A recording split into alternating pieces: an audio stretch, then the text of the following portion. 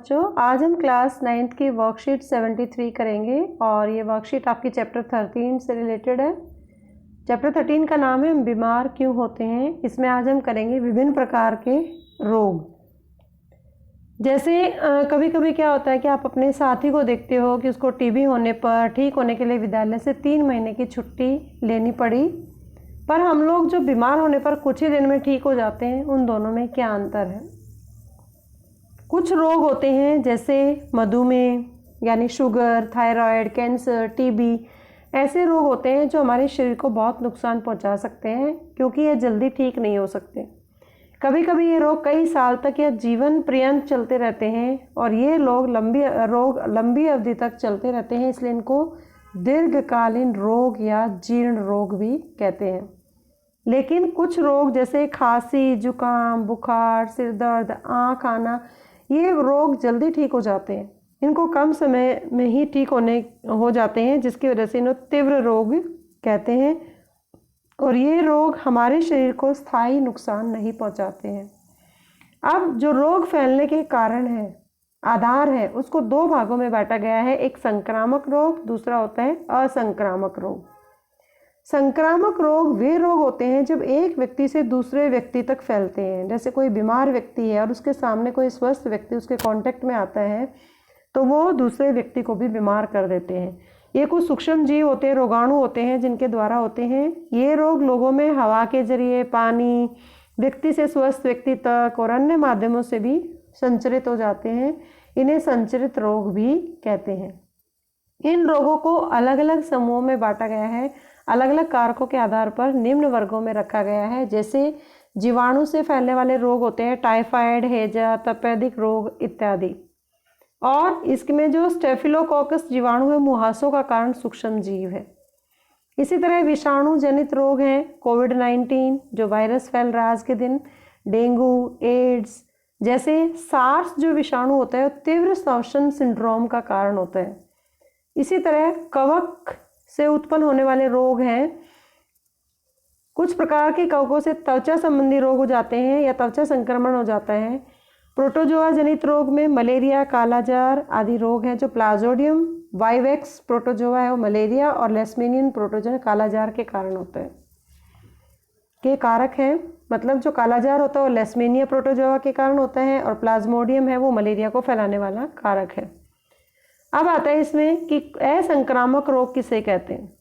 जब ये रोग एक व्यक्ति से दूसरे व्यक्ति तक नहीं फैलते हैं, जैसे किसी के अंदर अगर हाई बीपी है तो वो उसी व्यक्ति तक ही रहेगा, वो दूसरे में नहीं फैलेगा।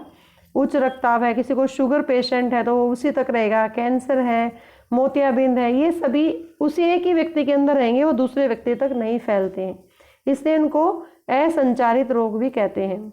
ये रोग अस्वस्थ जीवन शैली या किसी आंतरिक अंग में कोई प्रॉब्लम हो जाती है, सही से कार्य नहीं करती कोई ग्रंथि, या कम पोषण मिलता है, उम्र का बढ़ना और बहुत से कारण हो सकते हैं जिनके कारण ये असंक्रामक रोग होते हैं। जब भी हम किसी रोग से ग्रस्त होते हैं, हमें कोई बीमारी लग जाती है, तो हमारा शरीर उस रोग की प्रतिक्रिया उसके लक्षणों के रूप में देता है। जैसे अगर हमें सिर दर्द होता है, दस्त लगना, खांसी, बुखार होना जो कोविड-19 के लक्षण हैं, गले में सूजन या फूलना होना घींगा बीमारी के लक्षण हैं। जो भी अंग रोग से प्रभावित होता है उसके ऊतक खराब होने लग जाते हैं, जिससे रोग के चिन्ह हमें दिखाई देने लग जाते हैं। तो इस वर्कशीट के आधार पर आपको ये कुछ क्वेश्चंस हैं इसी के बेस पे जो आपको नोटबुक में करने हैं। Now the time for the English medium students, and today's worksheet is worksheet 73 for the class 9th, and we are going to discuss chapter 13, why do we fall ill. And today in this worksheet we will discuss about types of disease. You have seen that or you have also observed in your class that one of your friend took 3 months leave from the school to recover from TB, or whereas most of the children recover from illness in a few days. Then there are few diseases like tuberculosis means TB, diabetes means sugar, thyroid and the cancer. They damage the health badly as they cannot be treated in the few days.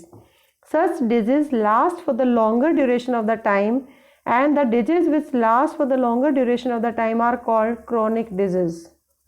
But if we have common cold and cough, fever, headache and conjunctives, They can be treated in few days, and these diseases that last for the shorter duration of the time, such diseases are called acute diseases. They do not cause any permanent damage of our body.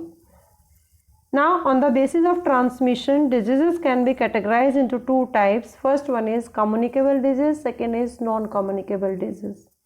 Now, what is communicable diseases? The diseases that transmit from unhealthy person to healthy are called communicable or infectious disease.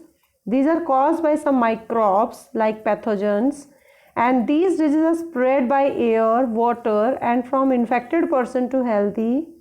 So on the basis of their causative agent, these diseases can be categorized as bacterial disease like typhoid and cholera, tuberculosis, anthrax, and staphylococcus bacteria causes acne.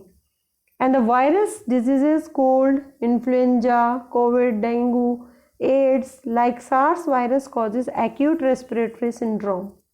Fungal diseases, many fungi cause skin disease and skin infections. Protozoan disease like malaria, kala jar.